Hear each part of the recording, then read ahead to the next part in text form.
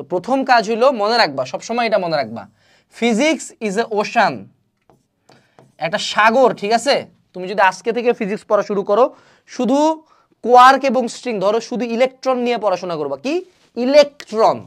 এটা আমাদের কাছে পিচ্ছি মনে হয়।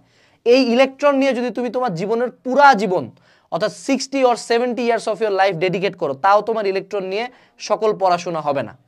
এটাই বাস্তবতা।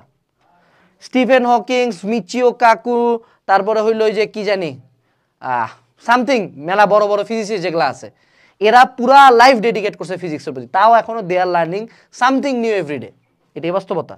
সো তুমি যদি ফিজিক্স শুরু করো, বিদেশি বই, এই বই, ওই বই, এই স্যার, এই প্লেলিস্ট, ওই সে, এটার কোনো সীমা নাই।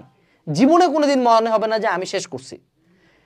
তো এই যে তোমার সাগরটা থেকে pick up the bucket you need, অর্থাৎ তুমি তোমার এই সাগর থেকে তোমার আলটিমেটলি পরীক্ষায় ভালো করার জন্য জাস্ট কয়েক বালতি পানি লাগবে।